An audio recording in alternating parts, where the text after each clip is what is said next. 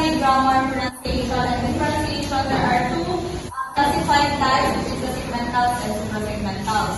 So when we say vocabulary, it is the set of rules that it is the collection of words that tells a person or a speaker kung ano yung nalalaman niya, kung paano siya i-convey through speaking or writing. So once that a speaker or a teacher has a wide vocabulary, it is easier for her or him to express his or her thoughts since kapag may alam kang word, tapos willing ka na mag-learn ano pa yung mga related words niya dito, mas madali mo na ma-express yung thoughts mo clearly. So you can improve vocabulary through reading, watching educational videos, or playing with games. So for example, ang alam mo lang na word is happy. So you can start learning new related words from happy kasi diba ang other words na happy is joyful, glad, cheerful, to express different levels of happiness. So dito meron akong another example. Sa tingin niyo, what are other words na pag sinapagkarinig mo? Ano parang synonym niya? Big. Very good. How about tiny? Small or little? Very good. Begin. Start. How about sa fast? Synonym? Slow?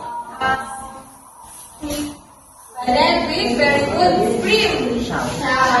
Very good. So, ganun sa vocabulary. Kailangan siya for effective speaking because if you have a wide vocabulary, it is easier for you to express your thoughts and emphasize your sentence correctly kasi di ba iba-iba siya kaya sa happy. Pag sinabing happy, masaya. Iba lang rin kapag sinabing joyful or cheerful. So, depende siya sa gagawin mong sentence kung paano siya gagawin yung mga vocabulary. Nagets nyo ba? Okay, so number 2, grammar. It is the set of rules that tells us how to form sentences correctly. It helps you organize your words so that your message is clear and understandable. Kasi di ba kapag maganda yung grammar mo, mas naiintindihan ka ng mga bata or ng mga listeners mo kung speaker ka. Making fewer grammar mistakes improves how others understand you, but perfect grammar isn't always necessary for effective communication. What matters most is that your message makes sense. Gaya lang sinabi ko kanina, okay lang na hindi gano'ng perfect ang grammar mo as long as nandun yung thought na gusto mong sabihin. Okay lang na magkamali sa mga grammar, lalo kapag nag-start pa lang ng speaking, but eventually if you are going to learn how to form correct grammar, mas magiging maganda yung pagka-deliver mo sa mga listeners mo na mas madali ka nilang maintindihan. So, dito, for example, they is my friend. Correct grammar siya or no? No! Bakit? Because they are raise your hand. Sino? Mr. Van, bakit? Dahil plural, dapat parang ang tama ang grammar na parang Very good. So, di ba, during our elementary or high school years, it is already taught to us how to use past, present, and future tense. Tapos, tinuro rin kung paano siya gamitin ng tamang yung plural and singular. Very good. So, ito, plural siya singular. Tapos, ano dapat ilagay? Our. Very good. So, dahil dito, he are my teacher. Tama ba? No! Teacher? Good. So, yun ang ginagin sa correct grammar. Hindi siya dapat kalimutan if you are learning effective speaking because minsan kapag if you are going also to compete globally, you need to have a correct grammar in order for you to communicate effectively. So, next is the pronunciation. So, pronunciation is the way we say words including the sounds, stress, and intonation of the word. Good pronunciation helps listeners understand easily and prevents confusion. Practicing how to pronounce words correctly, listening to native speakers, or using pronunciation apps can improve this skill. So, pag sinabi naman natin pronunciation, dito kung paano bigkasin ang mga salita. For example, paano mo bigkasin ang 3 sa 3. So, pag sinabi mo 3, if you're going to pronounce the word 3, you should emphasize the word the, yung sa una.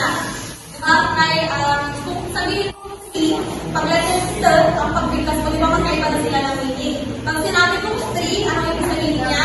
Verb. Pag sinabi kong tree, so you also need to be very cautious when it comes to your pronunciation kasi pwede na once na nagkalit ka ng sound, like isang sound lang, the meaning of a word can change. Like for example, sa tree and sa tree.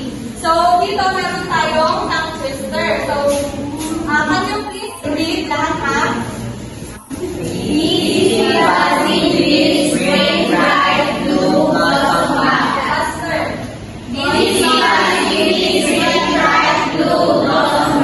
So, anong napansin nyo, di ba? Same, they are all the same sa first letter.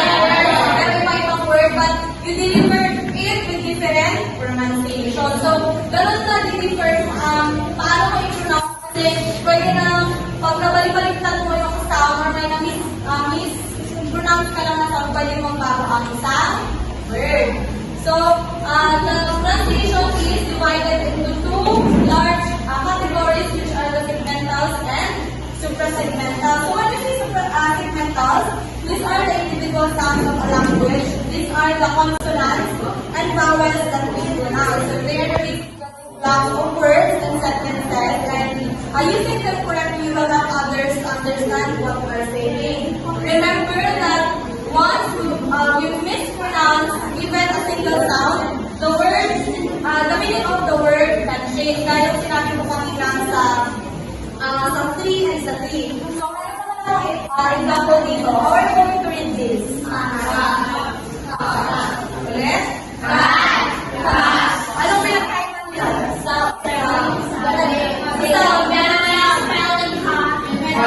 Very good. So, we only differ in vowel sound, but they have different meaning.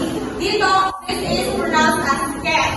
Ito, cat. Mas mabilis siya. So, ito, mas mataas yung mag-pronounce niya. So, kapag sinabi kong cat ay cat, same lang siya. So, kailangan mo siya i-pronounce or give yung stress dito sa letter U para mag-iba yung pronunciation at yung meaning niya. Everyone, let's read.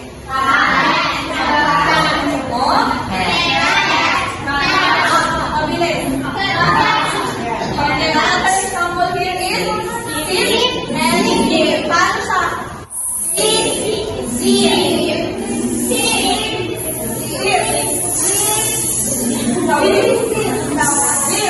So they only differ in the first letter, pero meron din silang different meaning. So pag sinabi kong sip, ano ibig sabihin ng sip?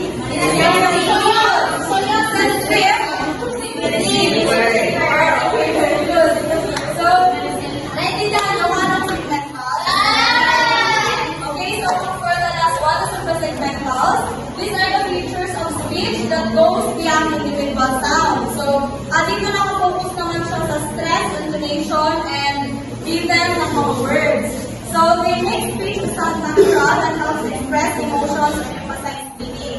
So, using correct suprasegmentals can help your listeners to understand what we are saying. Kasi diba minsan, the way we pronounce words or deliver words, nag-iba yung meaning. Just like for example dito, the word you're coming, kapag sinabi ko siya na, you're coming, so I am, it sounded like I'm asking a question or nasa rising tone. So parang excited ako, parang gano'n. So, you're coming, and compared kapag sinabi ko siya into falling tone like, you're coming.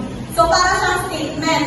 Statement na siya since yung intonation mo is falling. Pero pag mataas, it shows excitement or questioning someone. So kaya dito ay another example. We are going to read this. Present. Because in the first word, the stress is on the first syllable, while the second word, nasa second syllable niya. So you're going to read this as present or give. And dito, present. Pag sinabi present, to show or mag-discuss, and present. Present. Okay, so, yun ang pinagkaiba na kung sa segmentals, you are just simply about the sounds, kung ano yung pinagkakaiba nila. While the second is on how you are going to deliver it based from stress, intonation, or rhythm of the words. So, naiintindihan niyo ba? Are there any clarifications? Okay. So, yeah, if there's that includes my presentation.